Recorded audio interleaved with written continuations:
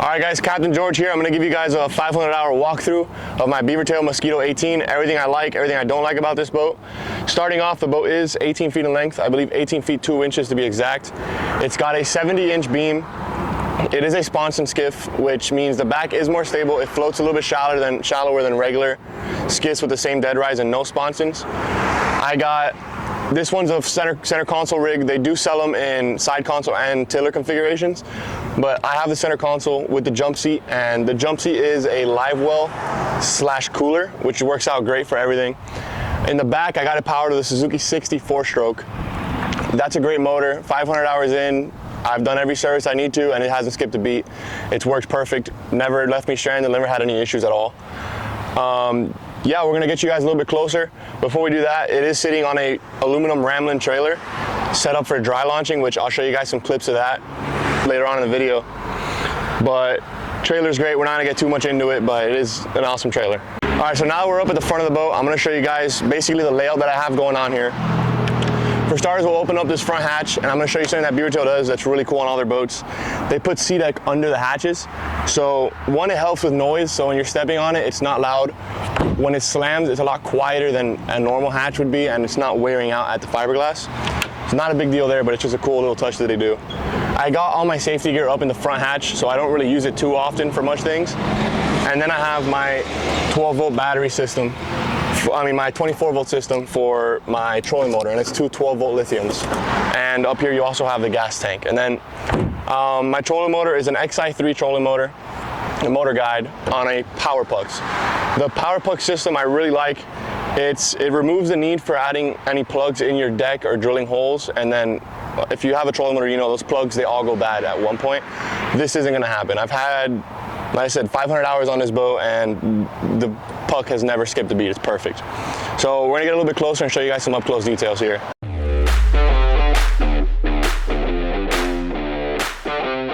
All right, so moving to the front side of the console here, another thing Beavertail does I haven't really seen it on many other brands, is this front seat comes out and it gives you access to inside the console. I'll show you guys some close-ups of that, but it just makes it easier. Any rigging you gotta do or anything else, you have this access point.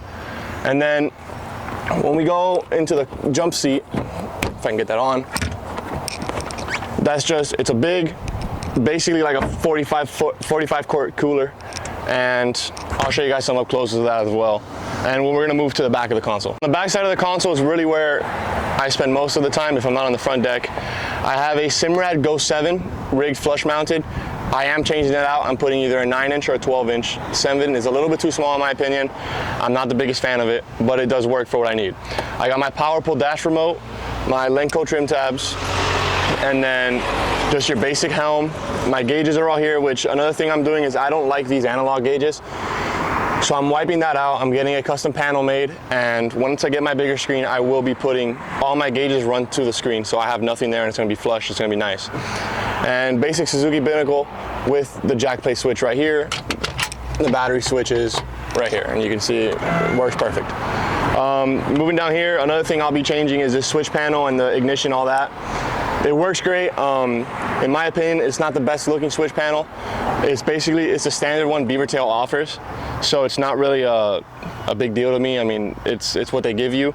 I will be changing out the whole door system and putting in a hidden switch panel so that everything looks super clean, and it just aesthetically it looks a little bit better like that. And then on the side of the console, I have two JL Audio 6.5-inch speakers. They're loud, you hear them all running. They're not the best by any means. I would eventually like to upgrade them to 7.5s or 7.7s or 8.8s, but for now they get the job done. All right, so back here I have my backrest obviously, and then each of these hatches open up. This is more like my safety gear, my flares, my fire extinguisher, and my onboard chargers in here.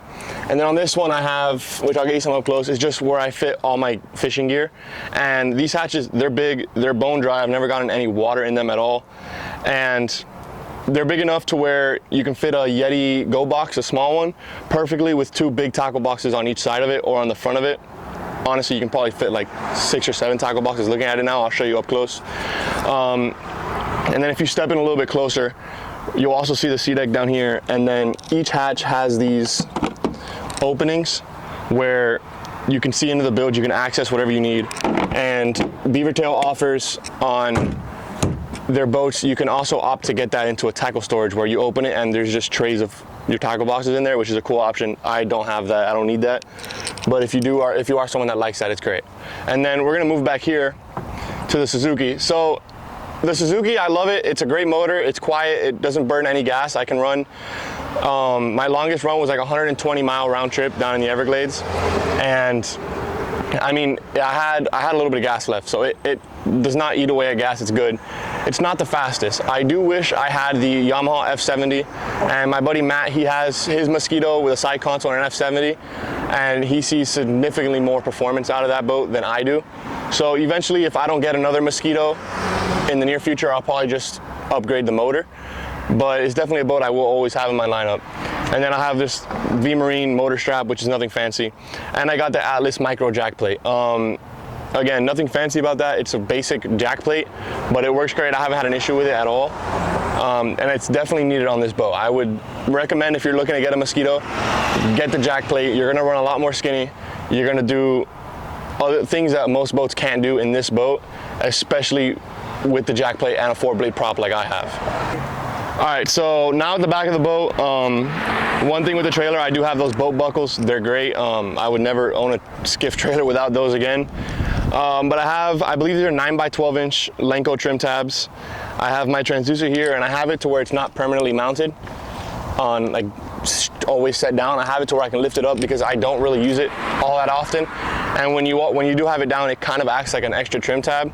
And when you have the motor offset to the left side like I do, the boat gets a little bit rocky once you're, not rocky, but it leans a little bit, especially with that tab down. If not, then you're fine. But if you have that little transducer down, you will notice it and it gets annoying. It's a sponson skiff, like I said. I have my live well pickup in the sponson, which I'll show you an up close of later. Besides that, I got my Power Pole Pro 2 anchor. I love this thing. Another thing I would never own a boat without is the Power Pole system. Honestly, sometimes I would like to have 2 of them, but that just gets in the way. But with one, you kind of still get swayed by the wind, and wherever the current's going, you go. If you have a second one, you can put the power poles down facing up current and you won't move at all, which is a good thing, but it's also a lot more weight in the back, so it's not really necessary. But like I said, 4-blade prop here, stainless prop, PowerTech. It's nothing fancy, it works great, it's what came with the boat. And then really quickly, I have a 21-foot Stiffy hybrid push pole. Not my favorite pole, it's heavy, but it gets the job done. I do eventually want to get a 24-foot carbon because I do a lot of the oceanside tarpon fishing and the 21 doesn't cut it. And then up here on the poling platform, it is a massive poling platform. One thing about Beavertail is they put huge poling platforms on their boats, and I love it. This thing, it's like, it feels like you're standing on the entire boat when you're up here. You don't ever feel like it's too small. You can walk around this thing. I poled and had my stripping bucket and fly rod up there with me, and it never got in the way. It was always perfect the entire time. Besides that, I have just V-Marine push pole clip up here, that's quick release, and my anchor light. All right, and just another quick little detail. I have my Yeti bucket here, which I use during tarpon season for my quick release anchor system. And then also if I'm pitching crabs or live shrimp, I would just use this as my live well instead of having to use the big well. This is a lot easier, a lot more convenient. I've always looked for, I'm not getting paid to say this, but I use the Haas straps. They're a new company out here. And I mean, it ties the bucket down great. I was on a trip yesterday. I went all the way down to Flamingo, ran in some nasty weather all the way back home, and the bucket hasn't moved an inch. It's still in the same exact spot. I have the boat with a stainless rub reel, white and stainless. Looks good. Not really an advantage to that besides the stainless holds up a little bit better than the plastic. But yeah, besides that, so the owners of Beavertail are great people. Any questions you have, they will answer them. They will give you a walkthrough of the factory. I was up in Tampa basically a month after I bought this boat, and they were great people. They walked me through it, they showed me the process, and really just made me feel like they liked my business and they wanted to keep me in the company. So I will always own a Beavertail, especially a Mosquito. I see myself eventually getting another boat, maybe like a Beavertail Vengeance or a Beavertail Air. But the Mosquito, it does everything I want it to do. It floats shallower than most boats of this size. It runs chop I've ran in a lot of boats and it runs chop the best out of all of them, considering the dead rise. Obviously, we're not talking about a 12-degree skiff, we're talking about a 5-degree. But it's dry, it's comfortable, it turns on a dime. It rides on rails, like I said.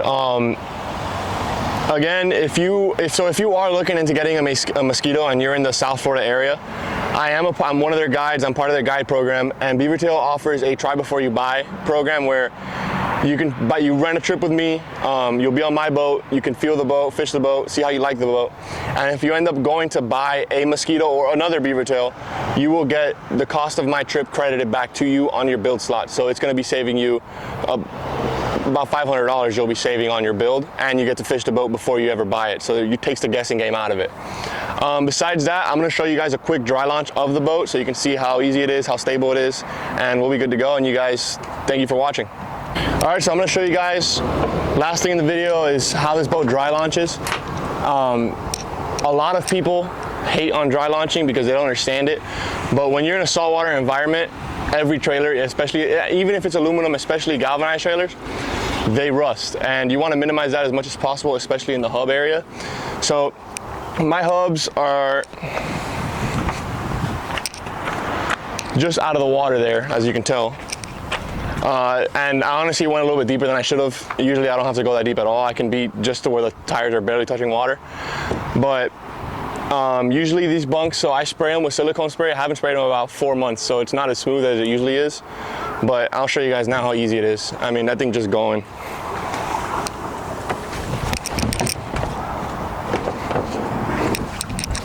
And she's off. But I'm gonna hop up on plane real quick so you can see how she does.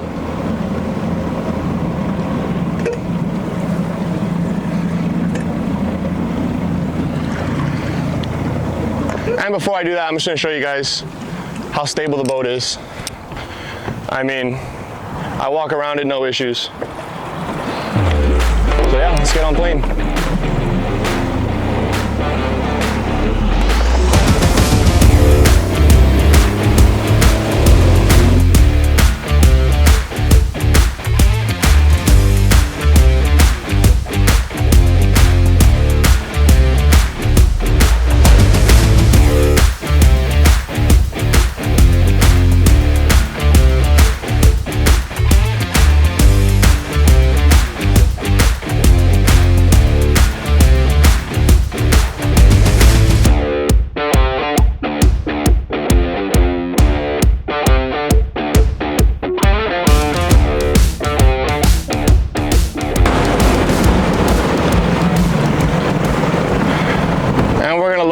The same exact way that we launched it.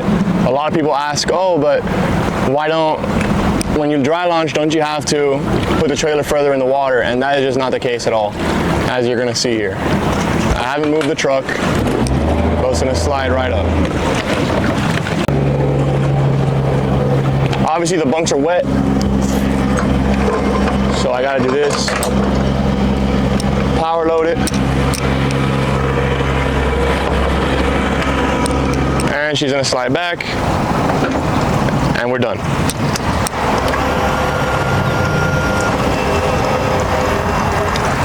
All right, so yeah, that's the walkthrough of my boat. Hopefully if you guys are on the fence about buying one, this video helps you out a little bit. My Instagram's down in the bio. The link to where you can book a trip with me and basically just run the boat and see if you like it is also down there. So yeah, thank you guys for watching.